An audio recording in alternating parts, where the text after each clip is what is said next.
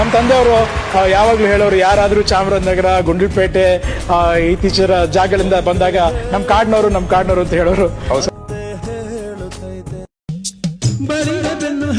ನೂರಾರು ಊರು ಸುತ್ತಿ ಏನೇನೋ ಕಂಡ ಮೇಲು ನಮ್ಮೂರೇ ನಮಗೆ ಮೇಲು.